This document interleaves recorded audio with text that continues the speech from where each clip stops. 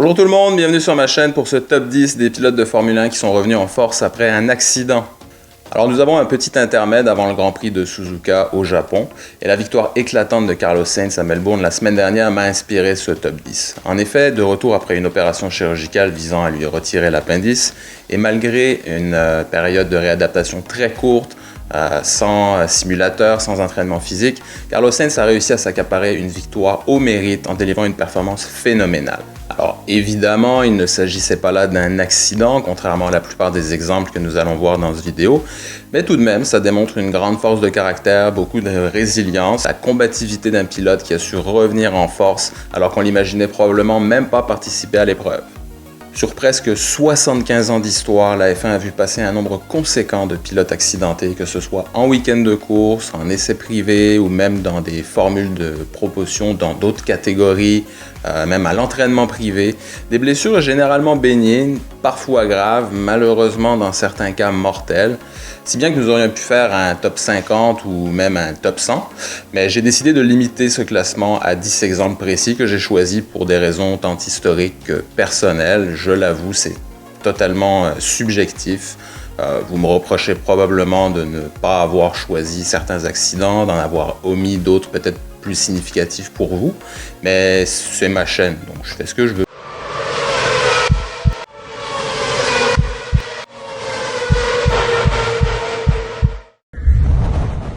Et en 10e place, j'ai choisi Lance Stroll. Et oui, Lance Stroll, malgré tout ce qu'on peut lui reprocher, Lance a su nous montrer dans un passé assez proche une étonnante force de caractère.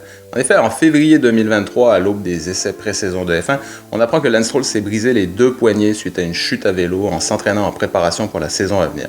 Une opération s'ensuit ainsi qu'une période de rééducation, ce qui l'oblige à manquer tous les essais pré-saison et de l'aveu de beaucoup, probablement les 2 ou 3 premiers Grands Prix de la saison. Faut dire que tourner le volant d'une monoplace de près de 800 kg lancée à 300 km/h, malgré la direction assistée, c'est pas évident, ça demande une force considérable. Et contre toute attente, Lance se présente au premier GP de la saison à Bahreïn. L'écurie confirme qu'il pilotera sa monoplace, malgré les cicatrices apparentes des bandages aux deux poignets, et il s'adjuge même au passage les points d'une 6e place à l'issue de la course.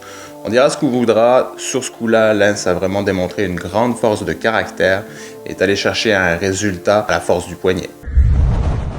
En 9e place, j'ai choisi de vous parler d'un jeune pilote émergent à l'époque, le Brésilien Rubens Barrichello, et plus précisément de son accident lors du week-end noir de la Formule 1. Nous sommes en 1994 en Italie, à Imola, pour un week-end qui restera à jamais maudit dans le cœur des passionnés de course automobile. Et oui, tout le monde se souvient de ce 1er mai, et du décès en course de la légende Ayrton Senna. Ce dont moins de gens se souviennent, c'est que Roland Ratzenberger, pilote de l'écurie Simtek, avait déjà perdu la vie la veille en qualification.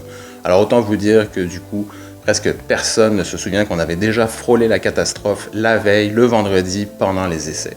En effet, le jeune Barrichello, pilote prometteur en F1 depuis 1993, perd soudainement le contrôle de sa monoplace à l'entrée d'une chicane rapide avant de décoller sur un vibreur, de s'écraser contre un mur de pneus et de se retourner. Barrichello est transporté inconscient à l'hôpital du circuit, laissant craindre le pire sur son état de santé. Souffrant d'un nez cassé et ayant un bras droit dans le plâtre, Barrichello est forfait pour le reste du week-end. Rétabli quelques semaines plus tard, Barrichello obtiendra sa première pole position au mythique circuit de Spa-Francorchamps en Belgique. Un retour somme toute impressionnant, avec un week-end horrible qui aurait pu lui coûter la vie à lui aussi. En 8e position, attardons-nous sur le cas de l'illustre septuple champion du monde, Michael Schumacher. Schumi a rejoint Ferrari en 1996 pour aider à la reconstruction, récupérer les championnats tant attendus depuis si longtemps. En 1999, alors qu'il se bat aux avant-postes avec Mika Häkkinen, son grand rival sur McLaren, Schumacher est victime d'une fracture de la jambe au Grand Prix de Grande-Bretagne, à la suite d'une violente sortie due à une rupture mécanique dans le virage de Stowe. Il reviendra à peine 6 semaines plus tard, trop tard pour espérer coiffer Häkkinen au poteau pour le championnat, mais qu'à cela ne tienne, il reviendra encore plus fort la saison suivante en 2000 et offrira à Ferrari son premier championnat depuis Jody Scheckter en 1979. On connaît tous la suite, 4 titres supplémentaires suivront et le grand Michael trône encore aujourd'hui au sommet aux côtés d'un certain Lewis Hamilton. Pour la 7e place de mon top 10, nous allons voir l'accident marquant d'un autre pilote Ferrari, qui lui aussi a été un coéquipier de Schumacher, un autre Brésilien, Felipe Massa. Nous sommes en 2009 sur le circuit du Hungaroring en Hongrie. Le championnat est dominé par la toute nouvelle écurie Brown GP, avec justement Barrichello qui est épaulé par Jenson Button. Le 25 juillet 2009, lors des qualifications, un ressort de suspension provenant de la monoplace de Rubens Barrichello a été projeté sur la piste et a heurté le casque de Felipe Massa alors qu'il approchait des 300 km/h. Le choc a été extrêmement violent. Massa a immédiatement perdu conscience. Sa voiture a continué sa course et percuté le mur de pneus à très grande vitesse. Felipe Massa a été transporté dans un état critique à l'hôpital où il a subi une intervention chirurgicale d'urgence pour une fracture du crâne et a été placé dans un coma artificiel pour réduire la pression intracrânienne. Massa a bien évidemment dû rater le reste de la saison, mais est revenu pour le championnat 2010 et montera sur la 3e marche du podium au Grand Prix d'ouverture en Australie. À quelques centimètres près, ce ressort aurait pu lui transpercer l'orbite, avoir des conséquences terribles, mettre un terme à sa carrière, voire pire. Alors ce retour aux avant-postes dès le début de la saison suivante nous a tous fait chaud au cœur. Pour la 6e place de ce classement, je vous propose de remonter dans le temps, à une époque où la sécurité en F1 n'existait à peu près pas du tout. Nous sommes en 1952 pour ce qui n'est à l'époque que le 3e championnat du monde de Formule 1. Lors du Grand Prix d'Italie à Monza, le champion du monde en titre, l'illustre argentin Juan Manuel Fangio, commet une rare erreur de pilotage et sa Maserati part en tonneau. Fangio s'en sort miraculeusement avec de graves blessures aux vertèbres cervicales. Il échappe de justesse à la paralysie, mais il ratera tout de même le reste de la saison en étant plusieurs mois plâtré. À une époque où les pilotes en F1 montaient dans leur monoplace en sachant pertinemment que leur vie ne tenait qu'à un fil, cet accident aurait pu sans aucun doute écourter la carrière de Juan Manuel Fangio, voire écourter sa vie, et rajouter son nom à la triste et longue liste de pilotes décédés en Grand Prix. Et on connaît tous la suite heureuse, Fangio devint le premier quintuple champion du monde de Formule 1, s'adjugeant les titres en 1954, 55, 56 et 57. Un magnifique exemple de courage et de détermination. Maintenant pour la 5e place, revenons sur un effroyable accident qui a assurément contribué énormément à l'amélioration de la sécurité en bord de piste en Formule 1. L'incident s'est produit lors du Grand Prix d'Australie à Adélaïde en 1995, la dernière course de la saison. Mika Häkkinen, qui pilote alors pour l'écurie McLaren-Mercedes, roule à pleine vitesse dans la ligne droite lorsque son pneu avant droit éclate. Häkkinen percute le mur de béton à près de 200 km/h et l'accident est si violent que la tête de Häkkinen heurte le volant, causant de graves blessures à la tête. Mais le pire est à venir.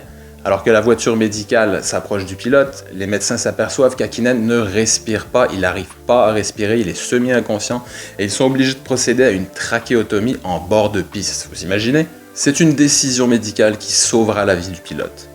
Häkkinen manquera le reste de la saison et reviendra en 1996 pour décrocher 4 podiums, puis sa première victoire en 1997 et ensuite 2 championnats du monde en 1998 et 1999.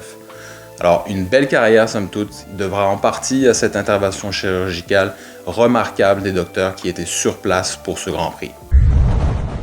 À la 4e place de ce classement, faisons un bond en avant de 2 décennies. Et pour cette fameuse saison 2020 très spéciale sur fond de Covid-19.